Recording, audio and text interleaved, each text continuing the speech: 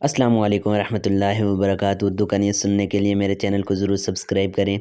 رسول اللہ صلی اللہ علیہ وآلہ وسلم مدینہ میں جا رہے تھے، راستے میں بچے کھیل رہے تھے۔ رسول اللہ صلی اللہ علیہ وآلہ وسلم جب ان کے پاس سے گزرے تو السلام علیکم کہا۔ بچوں نے پیار سے جواب دیا۔ کچھ آگے بڑھے تو ایک بچہ اداس اکیلا بیٹھا ہوا تھا، جیسے بھرے میلے میں ایک انسان تنہا کھڑا اپنے دکھ رو رہا ہو۔ افسردگی کے طوفان کو رسول اللہ صلی اللہ علیہ وسلم نے معصوم پھول چہرے میں محسوس کیا تو اس بچے کے پاس گئے اور فرمایا، تمہیں کیا ہوا ہے؟ تم کیوں اتنے پریشان ہو؟ یا رسول اللہ صلی اللہ علیہ وسلم، میں یتیم مدینہ ہوں۔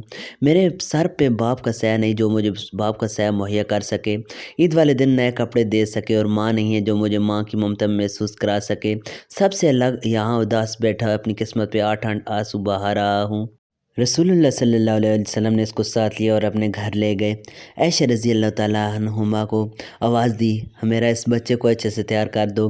حضرت عائشہ رضی اللہ تعالیٰ عنہما نے بچے کو نہلایا۔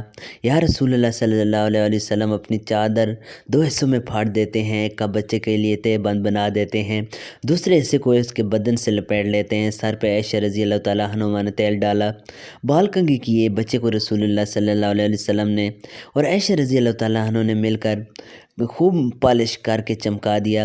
پھر رسول اللہ صلی اللہ علیہ وسلم نے اس کو پکڑ لیا اور اپنے کندھوں پہ سوار کیا اور فرمایا، آج تمہاری سواری ہم بنیں گے۔ رسول اللہ صلی اللہ علیہ وآلہ وسلم مسجد میں داخل ہوئے تو صحابہ کرام اجمعین نے ایک انجان بچے کو رسول اللہ صلی اللہ علیہ وسلم کے نبوت والے کاندھوں پہ بیٹھا دیکھا تو حیران ہوئے۔ رسول اللہ صلی اللہ علیہ وسلم ممبر پہ بیٹھے تو وہ بچہ ممبر سے اتر کر زمین پہ بیٹھ گیا، یعنی یہ اس بات کی گواہی ہے کہ بچے کو علم تھا کہ ممبر پہ موجود ہستی عظیم کون ہے اور اس کی تعظیم کیسے کرنی ہے۔